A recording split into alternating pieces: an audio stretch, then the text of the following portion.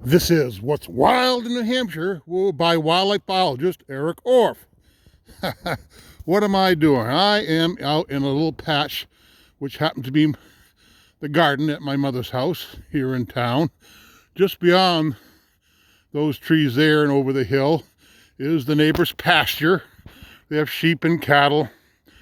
But guess what happens here sometime, and in lots of other pastures in fields around this time of year in New Hampshire.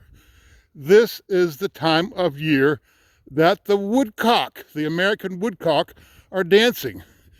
Often called timberdoodles as well, or I think, or bog sucker. It has several names, but here it's the American woodcock or timberdoodle that will be calling and dancing.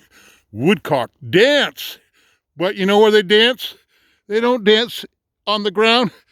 They dance in the air. Spectacular. So they do a thing on the ground, a call called a peent. That's what it sounds like. It's a peent.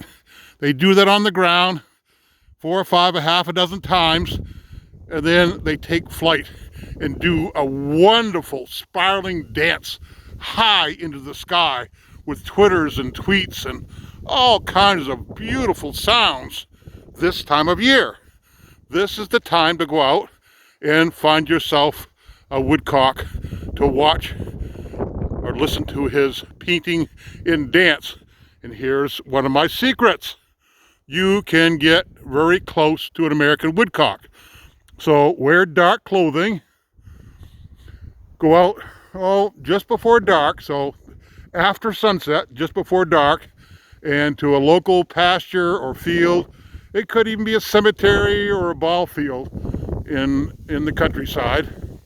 And get out there and find yourself a painting woodcock. So get out and stand a distance away, let him do his thing, but every time he takes flight, just as it's getting dark, not before then, you got to wait till it's just about dark, and when he takes flight, run to where you last heard him and stand absolutely still in your dark clothing. And quite often, you can get within a few feet of a woodcock and watch him march around with his painting and watch him take to the sky for his magical dance in the sky, the woodcock dance. Yes, this is wildlife biologist for What's Wild in New Hampshire.